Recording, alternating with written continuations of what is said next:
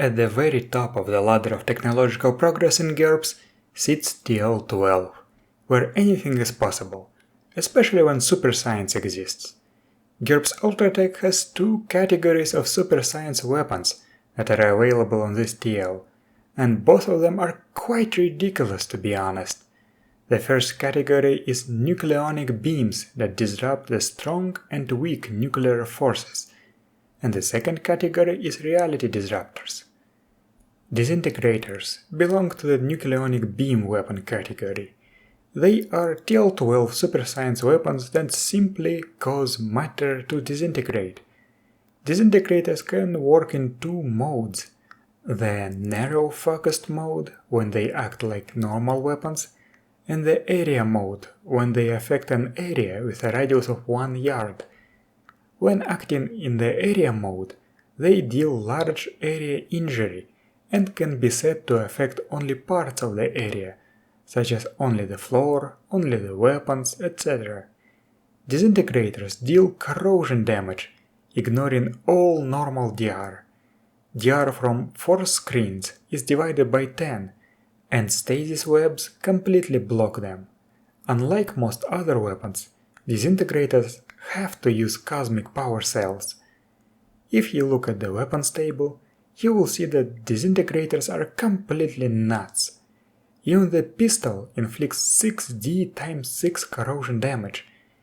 Even if you have a tactical 4 screen that provides DR 150, it doesn't matter at all. I would never allow disintegrators in my games. But there are other variants. The first one is reality disintegrators, that simply erase the target from existence. These work exactly like normal disintegrators, but only 4 screens that are reality stabilized provide their DR against them. What I find weird is that while they are technically better, they cost the same as normal disintegrators.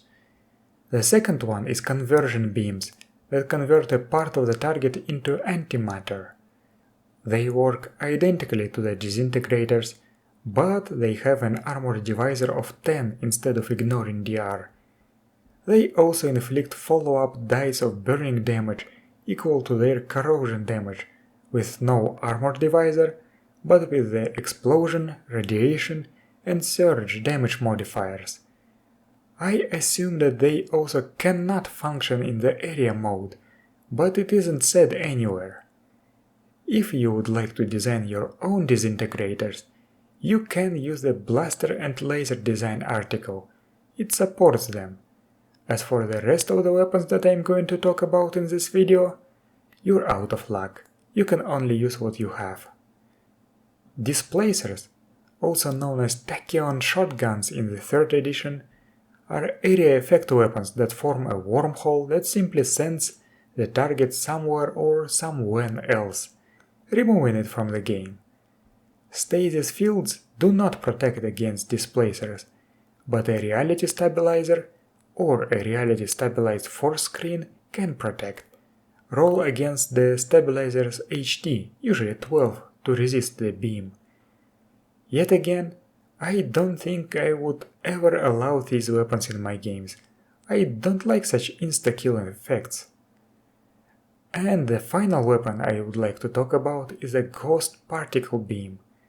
Unlike previously mentioned weapons, this one appears at TL-11, but still is a super science weapon. These weapons fire a beam of exotic particles that pass through solid material and then decay into a radioactive explosion inside the target. They are invisible and intangible until the explosion occurs. Ghost particle beams deal burning damage with the radiation, surge, and explosive modifiers. On a direct hit, this is an internal explosion that deals triple damage and ignores external DR. Reality stabilized 4 screens protect against ghost particle beams with 1/5 of the screen's normal DR. There are some other aspects that set ghost particle beams apart from other weapons. First, they only appear as vehicular weapons because they require precise stabilization and targeting systems. Second, They are indirect fire weapons, and indirect fire is a topic for another video. Also, the weapon table is missing the surge and radiation modifiers. And again, I would not allow these weapons in my games, this is too much. And that's it for this video. Now you know the most ridiculous GURPS Ultra-Tech weapons. Thank you for watching and I'll see you next time.